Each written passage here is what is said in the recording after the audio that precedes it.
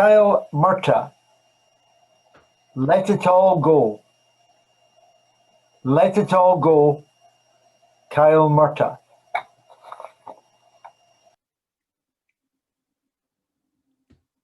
Have you ever left a job with your tail between your legs? Contest chair, ladies and gents, I have.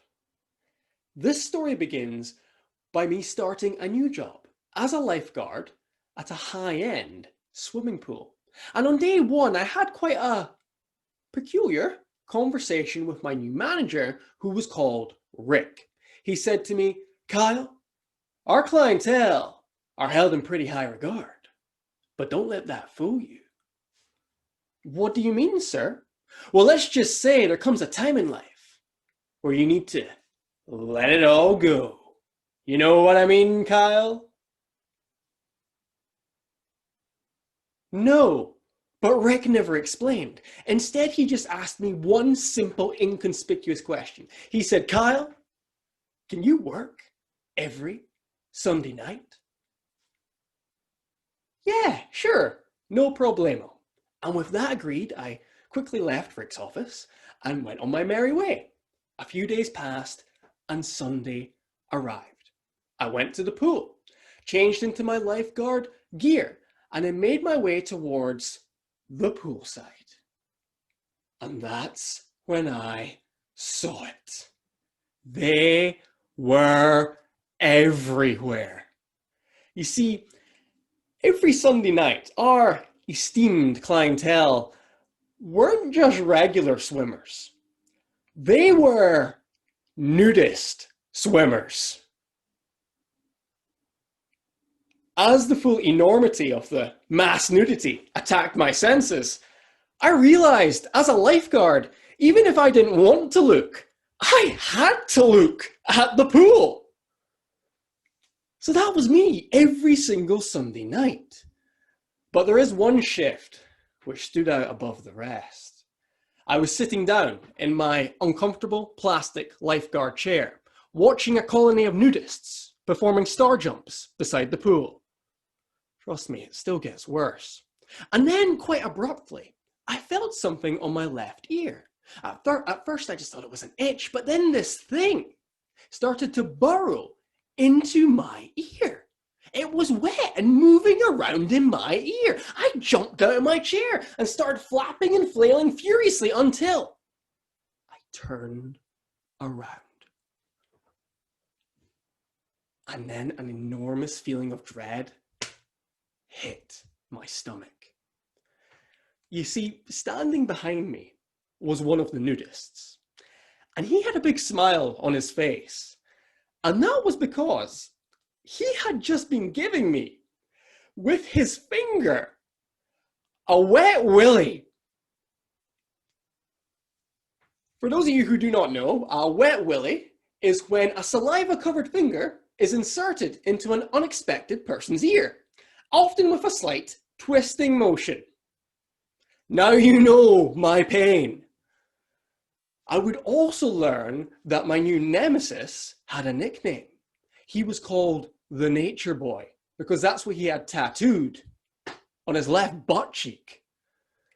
I didn't care who he was called. I was fuming with steam coming from my ears. I stormed into Manager Rick's office. "Rick, I am not doing it anymore. I am not working Sunday nights."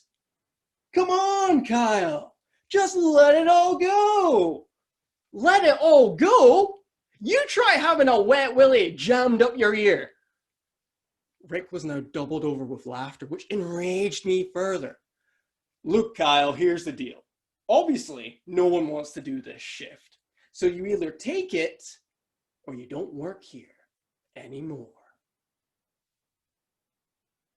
I felt like I just received a death sentence. But I had to take it. I needed the money.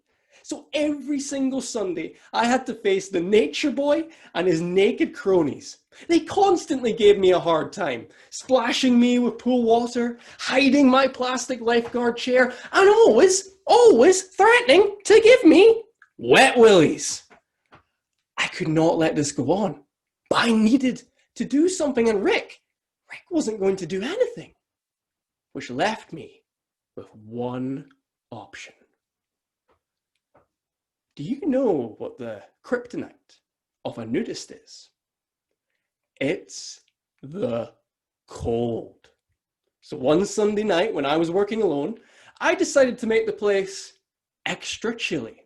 I turned the temperature all the way down for the room, showers, and swimming pool. Slowly, the nudists began to trickle in, and I'll give them some credit.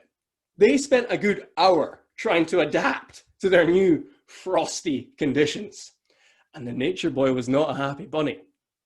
But then something incredible happened.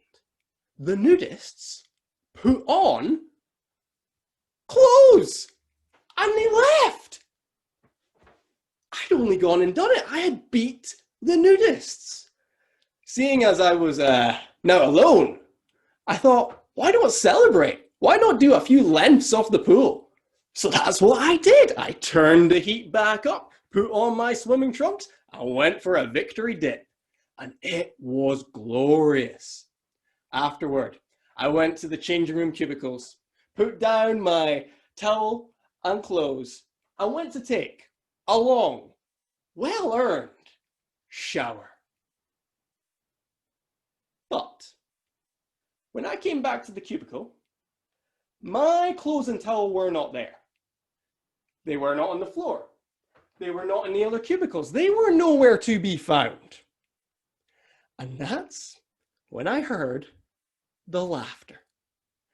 I nervously peeked around the corner and saw that the nature boy and all his friends were back. And guess what they had? My clothes! And that's how I left the job, with my tail, quite literally, between my legs. Contest chair.